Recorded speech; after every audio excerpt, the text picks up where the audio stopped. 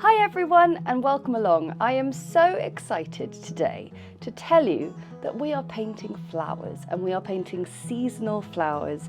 It really feels like we're going right back to the start of where it all began with this watercolour channel, was looking at botanicals in my sort of controlled loose style. So today we've got a lovely autumnal colour palette looking at a chrysanthemum, a type of echinacea flower that I had never heard of, the supreme pamplemousse version, cantaloupe, supreme cantaloupe, and also a lovely little rose hip. But these colours are really warm and striking, and that is no accident, because we've chosen the colour palette very carefully to make sure that the warm amber tones of autumn are running through the entire piece, even the greens and the stems included.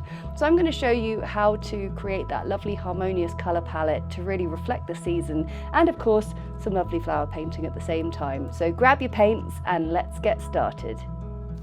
I feel like it's been a while since I just painted some flowers, and this feels very good to just draw some stems on a page and celebrate the season very simply. So what we're going to have is some rose hips, some berries down here. I'm going to do a sort of lovely sort of coffee coloured chrysanthemum, and then I've discovered a new flower which is an echinacea cantaloupe, a supreme cantaloupe, which is just so much fun. So that's what we're going to do, and we'll just pop a little leaf on there and a leaf there. And before we start, if you've drawn heavily, it's always good to rub out your pencil with a kneadable eraser. Just roll it out a little bit, and we're going to do a sort of cafe au lait kind of colour for the chrysanthemum. So let's play around with some colours. I think yellow ochre. I'm wondering about potter's pink, which I never use. It's been in my palette for best part of a year and I've just not got into it yet, but I think autumn might be the moment for potter's pink. Yeah, that's a great colour. So I think we're just gonna get started, aren't we? Just finding a size 2 and a size 0. So I'm going to be painting this chrysanthemum sort of on the sort of 3/4 angle. So I need to have a think about where my petals are going to fall. And so it can be useful sometimes to draw not only the centre, but also the area of sort of where your petals are going to be. So you can just imagine the flower coming together. So I'm going to start just sort of in the centre here, creating a nice little nucleus, and then I'm going to start building up the petals around the edge, and they slowly start to sort of flap out, fan out a little bit, sort of coming right out at the viewer. Oh, look how it's granulating, that's nice. So, but the key thing is I'm just always thinking about how the petals are anchored towards the middle there. Size 2 brush feels really nice to achieve this, and I'm just making sure there are little bits of unpainted space in and around each of the petals whilst I'm building it up. And I don't have to necessarily go right out to where I have drawn my pencil, but it is just always a really good sort of helpful guide to just remember. Or you could go even further out if you wanted. Maybe some petals have sort of curled down. Just make sure you're always thinking about that central place.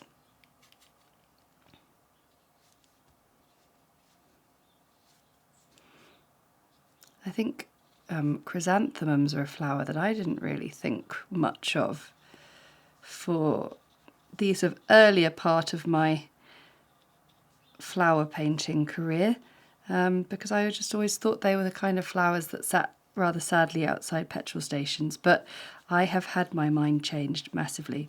So we're going to just leave that as it is, and we can move on to the echinacea cantaloupe, which again we're going to enjoy a little bit of our potter's pink, but I'm going to really warm it up with some Ochre rose and some pyrrole orange.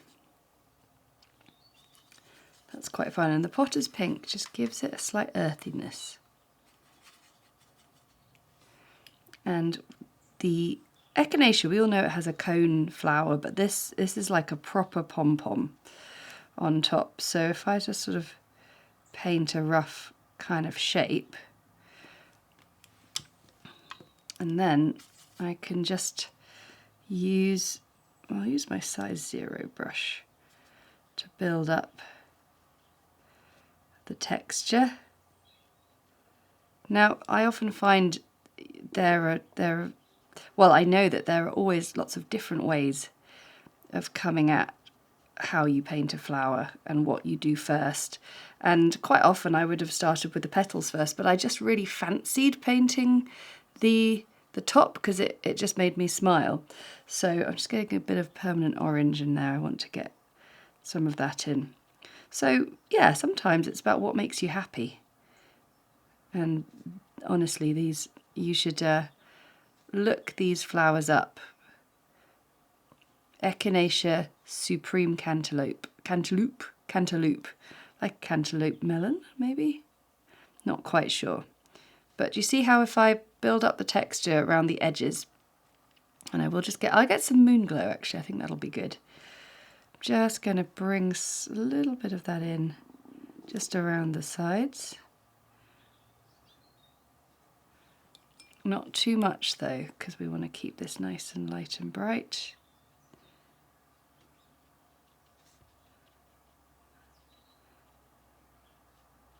And we can just let that dry. And then we can get our nice little rose hips, and I thought we'd do a nice orangey gold colour. So a bit of permanent orange in with the Hands Yellow Medium, in with the yellow ochre, just getting something nice and cheerful, and you can just tweak it, I think a little bit more yellow. And I'm just going to place those in.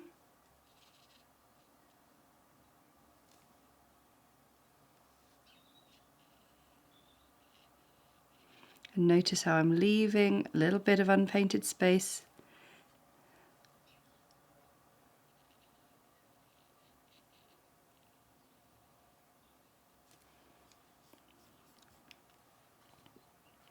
Going to take a tiny bit of pyrrole orange and just, not even that much.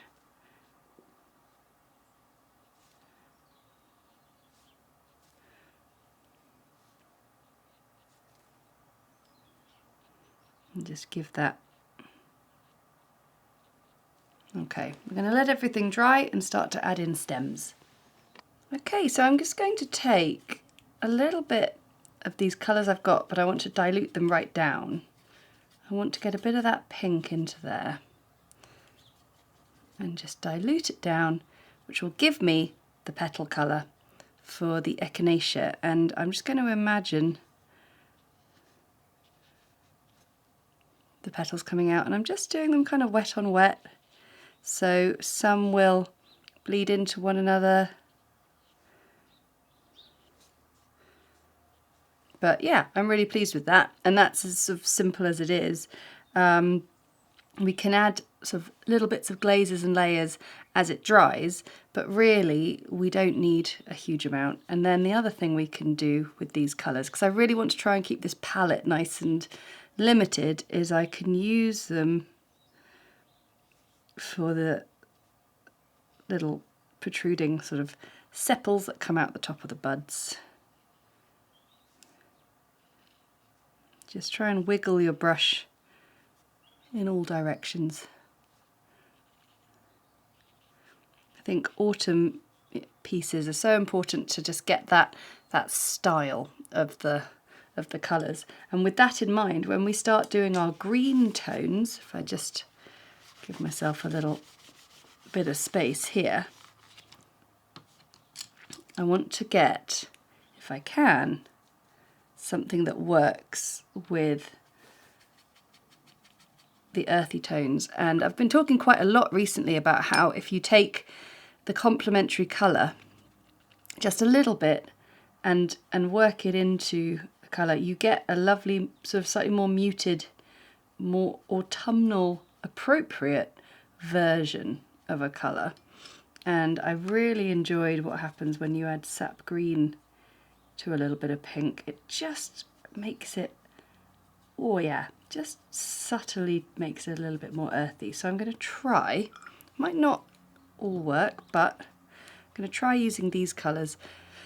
So I'm going to begin with my lighter colour.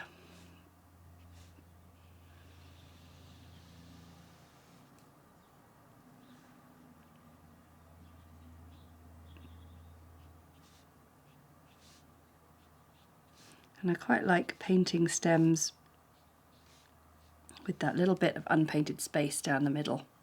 And then, whilst it's still wet, I'm going to do that, and I'm going to add a few little leaves that I haven't necessarily drawn in.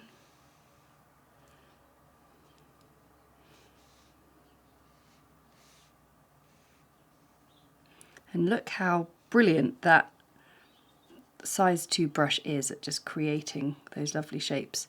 So now I will put in a slightly more proper shape, and you can really see how just making that choice with the greens to make them a bit sort of warmer and more earthy by including the pink makes such a difference with the overall feel of the piece. We will be coming in later for maybe a few extra little sort of low lights and highlights and things on the greens, but I'm very happy with that right now.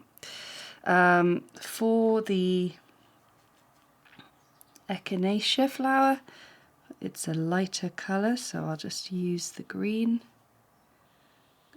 gold. And again, it's a slightly ridged stem. You could absolutely do this with a smaller brush if you wanted. I love, if it's possible, to paint the whole piece with a single brush. I just think it makes it, you can see the flow in the piece, I think. I don't know if I'll manage it, but I'm sure as well going to try.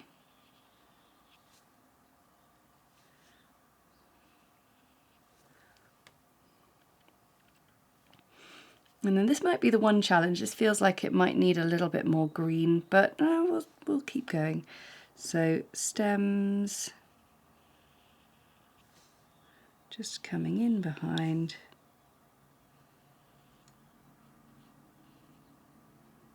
Actually, that's rather nice. I think that looks good, but we do want, I hadn't thought about this, a little leaf, I think. And at this point, yeah, I need a bigger brush. I didn't think that would be the case. I thought I'd be going smaller. So just pressing that brush down.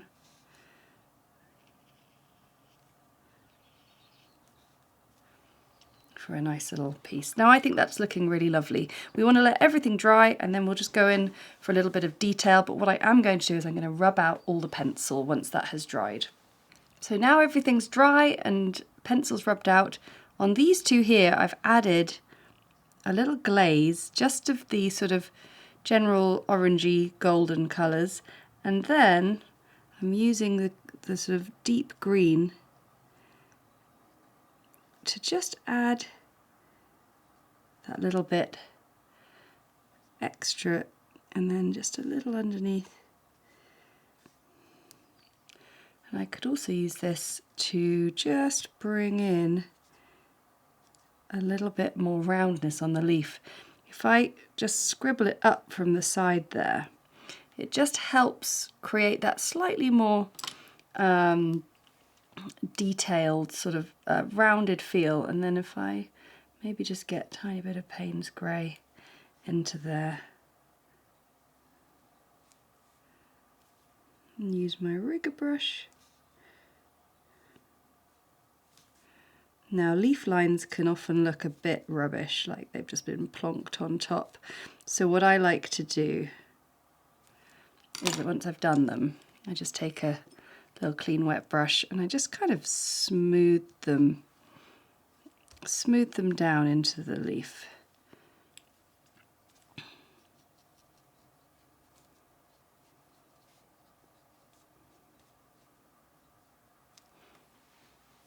It helps a little bit, and then I could take some of that little bit of Paynes Grey green, and just add a little. So those little bits that really do make it sing. And then with our chrysanthemum, I can now start to just bring out with a little sort of layer of these extra colours. All the sort of extra little light and shade. Doesn't need to be much stronger or deeper, but it's just about adding a few brush strokes to what you can already see to just help define it. So it can be a good idea to start at the front.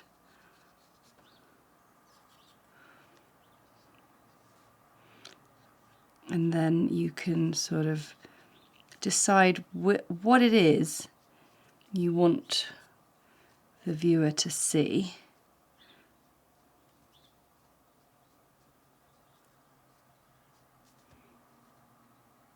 So you see there, I can just sort of edge that petal on top.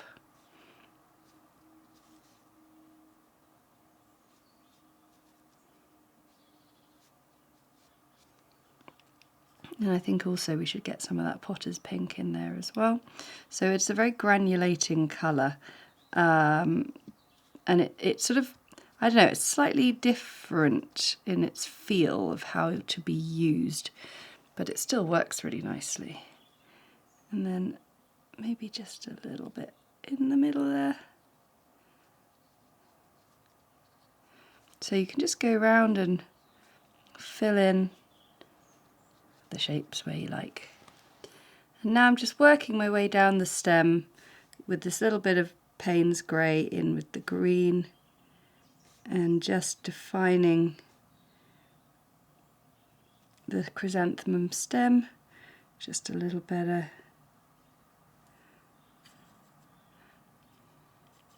And doing a similar thing I was doing on those leaves by just bringing a little bit more of the colour in from the side.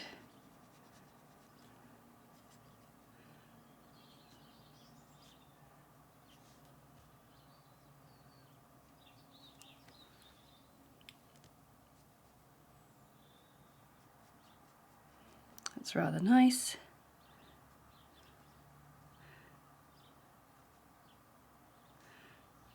And then for our echinacea, just make sure my brush is really clean, having been doing dark greens. I'm just going to take some of this colour and use it as a glaze to really define these little petals. So starting from the middle and working your way out to the side is a good idea.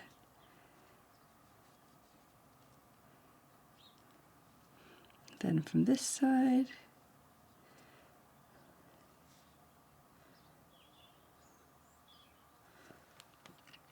And I think getting a little bit of Moonglow,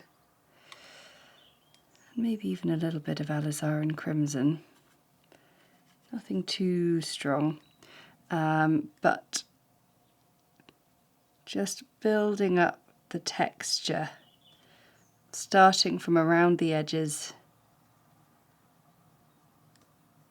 And actually there is a bit of a sort of darker top. So do any of you grow this flower? It's gorgeous. I'm a big fan. I like echinacea just in general because the bees love them. I'm going to see if we can get some of these for the garden for next year, because I think they are very cool.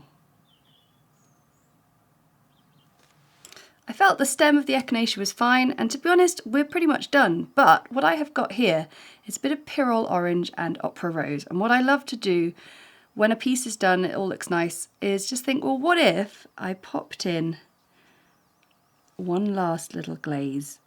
And look at that, it just comes alive. And I thought ochre rose would just be magic for this little echinacea flower, and maybe a tiny little bit is coming off the petals. So I often sort of say watercolour is a lot about sort of the less you do, the better it looks. But sometimes it's about just thinking, well, what if I just found a really gorgeous, like, bright colour? And for that, that's why I want to just place in a little bit on the chrysanthemum as well, just to get some lovely lightness, and also just make the whole piece really feel like one harmonious colour palette. And there we have a lovely little autumn wreath celebrating the colours of the season. Flower painting is my favourite thing, and don't worry, we will be getting back to it. But of course there is so much to paint at this time of year. Changing colours, Halloween, autumnal things. We have so many more tutorials on our playlists on the channel. Check them out. I think we're up to like 1,000 videos now, so I really hope there's something for everyone. But if you enjoyed this, let me know in the comments below, and of course, if you subscribe, you will never miss another video. Thanks for watching, and I'll see you again soon. Bye!